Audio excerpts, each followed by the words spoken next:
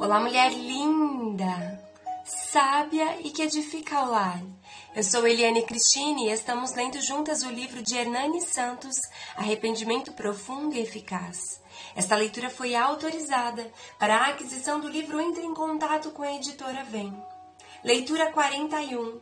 6 mentiras da Igreja Moderna. Pai, eu oro pela amiga que me ouve. Ainda que tenhamos cometidos erros e pecados, nos ajude, Pai, a chegar ao lugar do arrependimento, lugar do constrangimento na Tua presença, onde podemos receber perdão, cura e restauração. E podemos lembrar aquela frase que o Senhor Jesus disse àquela mulher: vai e não peques mais.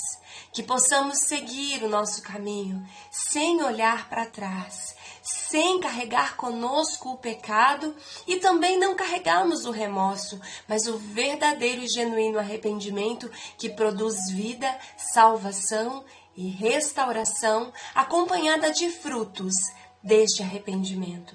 Eu oro por mulheres que precisam ser batizadas com arrependimento, perdão e graça, em nome de Jesus. Amém.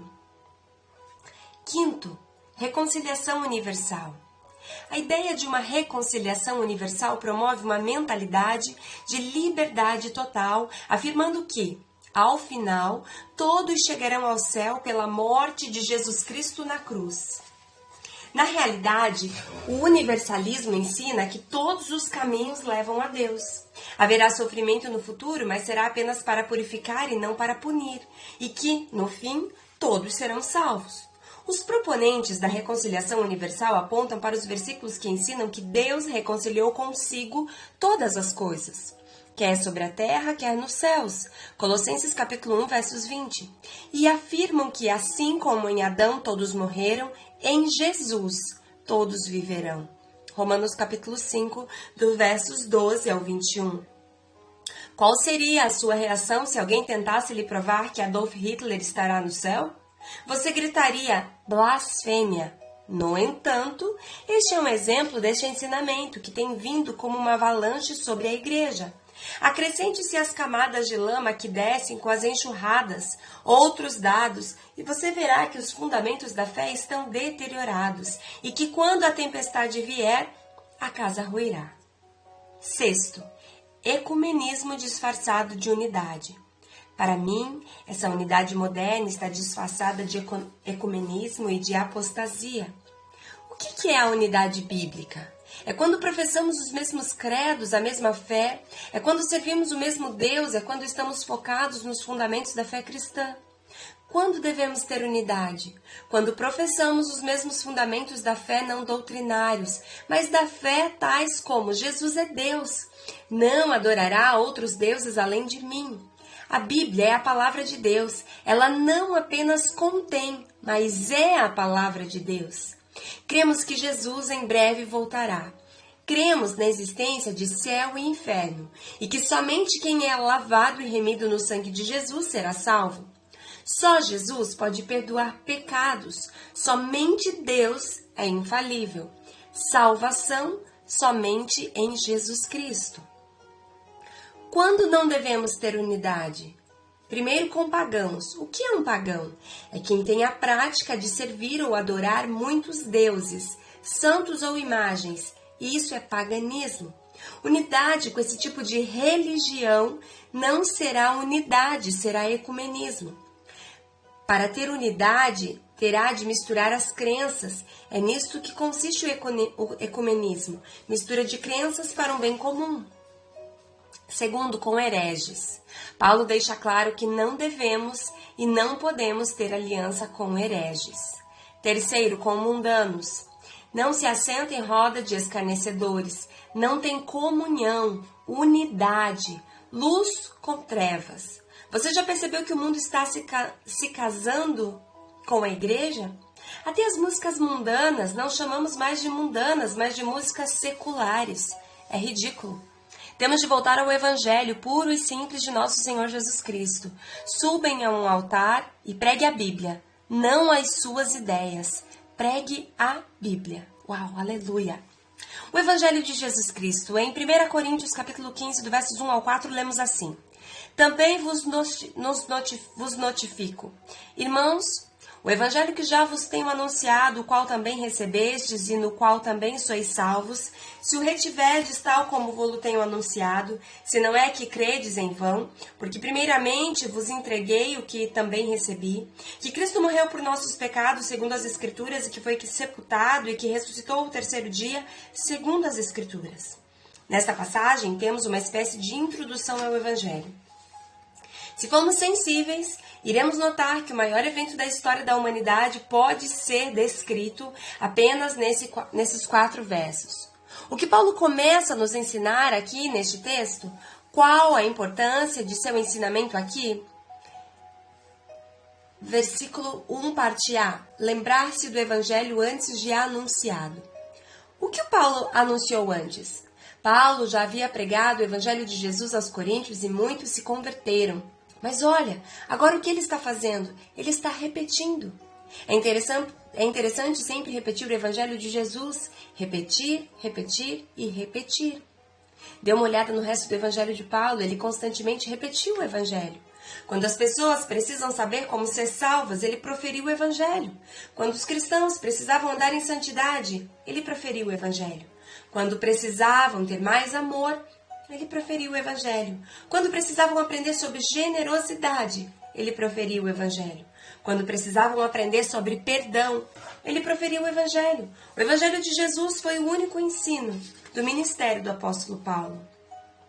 O maior crime do cristianismo moderno é tomar a mensagem de Jesus Cristo e fazer dela uma pequena mensagem para novos crentes.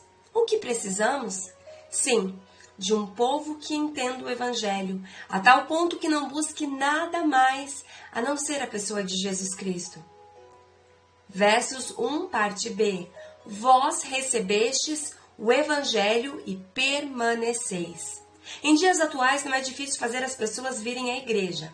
Em dias atuais não é difícil fazer as pessoas nos ouvirem. Não é difícil fazer as pessoas gostarem do que pregamos. Não é difícil fazer as pessoas repetirem uma oração dizendo que querem Jesus no coração delas. O grande desafio hoje é permanecer. A maior prova que você recebeu Jesus há algum tempo ou anos atrás é que você é melhor hoje e mais santo hoje e mais cristão hoje. A maior prova que você recebeu o Espírito Santo é que você é tão cheio do Espírito Santo hoje como antes. A pergunta que fica é: você é mais crente hoje do que quando se converteu ao Senhor? Você é melhor hoje ou piorou? Verso de número 2. Somos salvos pelo verdadeiro Evangelho, pelo qual também sois salvos, se o retiverdes tal como eu tenho pregado. Se não, é que credes em vão. O que aprendemos com isso? Só o Evangelho de Jesus traz salvação.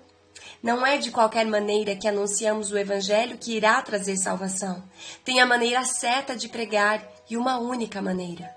Não é de qualquer maneira que somos salvos. Se não andarmos segundo os ensinamentos exatos de Jesus, estamos crendo em vão. Versos 3, parte A.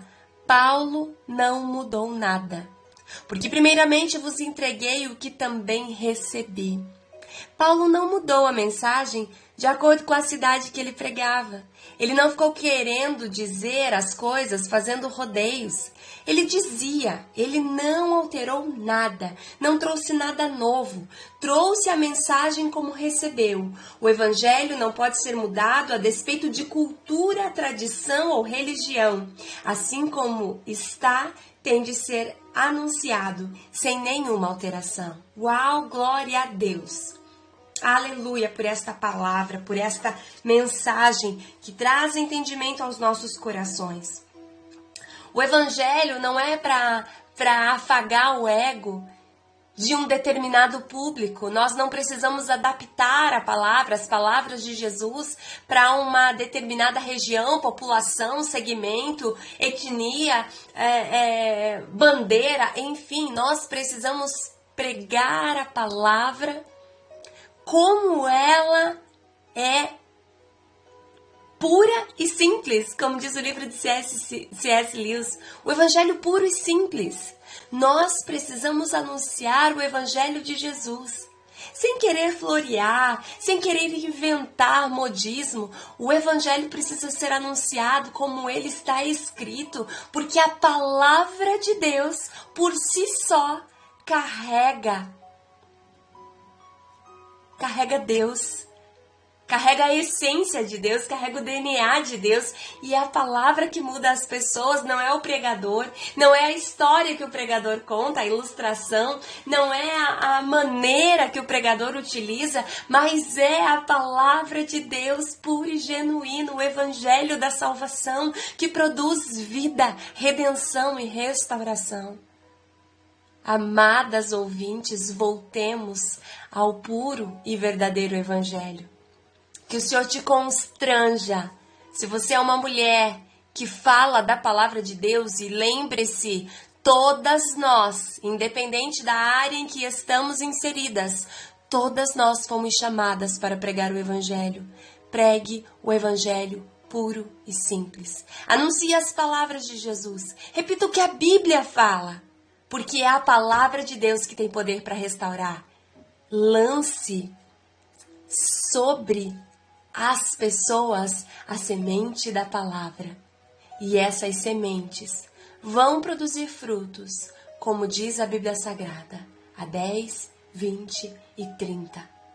Nós vamos colher frutos quando anunciarmos o verdadeiro Evangelho. Um grande beijo, Deus te abençoe e até a nossa próxima leitura.